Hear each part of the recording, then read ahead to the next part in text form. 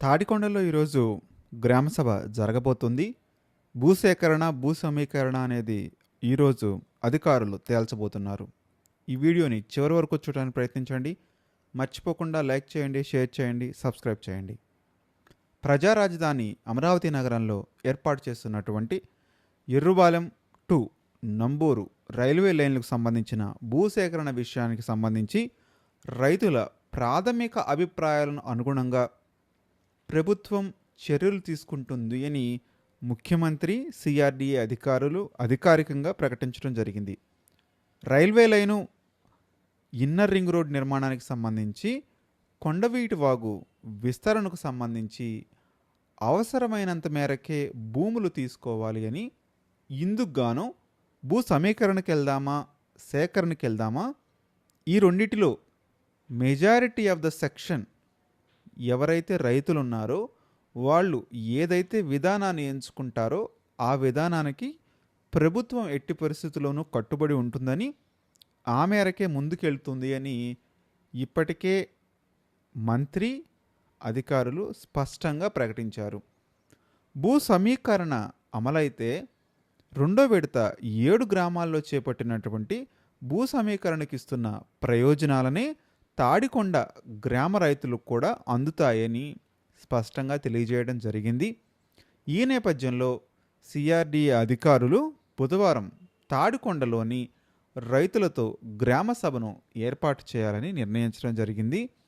అందుకు ఈరోజు తాడికొండకు గ్రామ సభకు అధికారులు రావడం జరుగుతుంది. రైల్వే లైను లోపల ఉన్నటువంటి భూమి మొత్తం భూ సమీకరణ కింద తీసుకుంటే ప్రయోజనం ఉంటుందని ప్రభుత్వం భావిస్తుంది. ఇన్నర్ రింగ్ రోడ్ నిర్మాణానికి అవసరమయ్యే భూమిని కూడా తీసుకుంటారు. రైల్వే మార్గం వెంబడి ఉన్న భూములకు దారి లేకపోతే విలువ తగ్గుతుంది అని రైతులు ఆందోళన చెందుతున్న నేపథ్యంలో తాడికొండ వైపు 150 అడుగుల వెడల్పుతో సర్వీసు రోడ్డును నిర్మిస్తారు.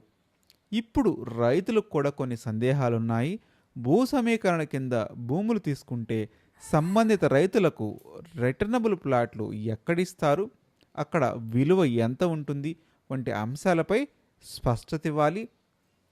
అదేవిధంగా రాజధాని పేరుతో తాడికొండ వాటి పరిసర గ్రామాల్లో విపరీతంగా భూముల ధరలు పెరిగాయి కాబట్టి మా భూముల ధరలు ఏమాత్రం తగ్గకుండా మీరు ఇచ్చేటువంటి రిటర్నబుల్ ప్లాట్ వాల్యూ ఉంటుందా లేదా అనేది రైతులకు ప్రాథమికమైన ప్రశ్నగా ఉంది. మరొక వైపు కౌలు కూడా పెంచిస్తారా, లేకపోతే ఏదైతే 40,000 రూపాయలు మాత్రమే మాకు ఇస్తారా, బ్యాంకు లోన్లు వ్యాలిడిటీ ఉంటుందా, సో ఇవన్నీ కూడా సందేహాలున్నాయి. మరొక వైపు ఏ రకమైన అభివృద్ధి కార్యక్రమాలు ఈ ప్రాంతాల్లో జరగబోతున్నాయి, వీటి వల్ల మాకొచ్చే ఉద్యోగాలు ఏమైనా ఉన్నాయా అనేవి ప్రశ్నలు కూడా రైతులు సంధిస్తున్నారు. మరి వీటన్నిటికీ అధికారులు ఏం సమాధానం చెప్పబోతున్నారు, ఏ విధంగా ముందుకెళ్ళబోతున్నారు అనేది ఈరోజు గ్రామ సభలో తేలనుంది. మీరు కూడా మీ అభిప్రాయాన్ని కామెంట్ రూపంలో తెలియజేయండి. తాడికొండ గ్రామ సభలో రైతులు సహకరిస్తారా లేక అధికారులు ఇబ్బంది పడతారా? మర్చిపోకుండా కామెంట్ చేయడానికి ప్రయత్నించండి.